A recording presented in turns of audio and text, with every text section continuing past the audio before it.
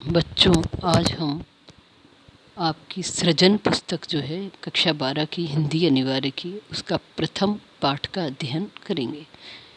इस पाठ का नाम है संतवाणी। संतवाणी में विभिन्न संतों के दोहे हैं। सर्वप्रथम हम कबीरदास जी के दोहों का अध्ययन करेंगे। कबीरदास जी के दोहे पढ़ाने से पूर्व मैं इनके जीवन चरित्र पर कुछ प्रकाश डालना चाहूँगी कि ये एक कवि बाद में थे, पहले एक समाज सुधारक माने गए हैं। इनका जन्म सन 1398 ईस्वी में काशी में हुआ था। इनके वास्तविक माता पिता के बारे में पता नहीं है।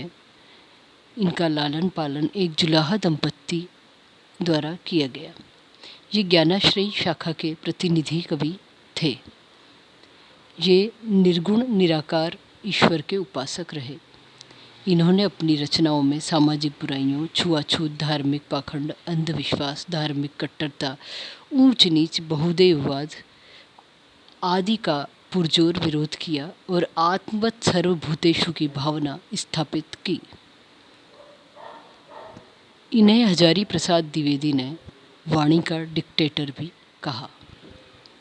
इनके शिष्य धर्मदास ने इनके उपदेशों का संकलन किया, क्योंकि कबीरदास जी ने तो कभी स्याही और पेन हाथ में लिए ही नहीं थे। कलम स्याही से इनका कोई नाता नहीं था।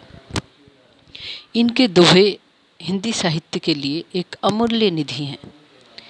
इनकी रचनाओं को बीजक कहा जाता है। बीजक के 3 भाग होते हैं, साखी, सबद और रमैनी।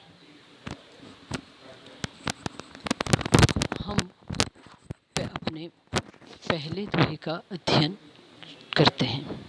त्याग तो ऐसा कीजिए सब कुछ एक ही बार, सब प्रभु का मेरा नहीं निहचे किया विचार।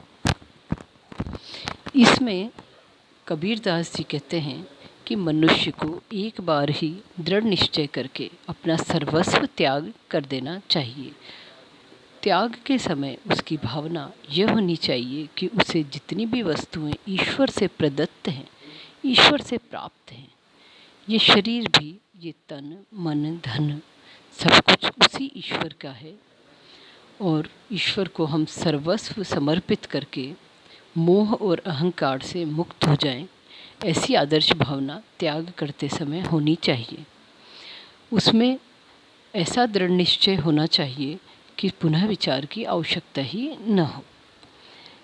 इसमें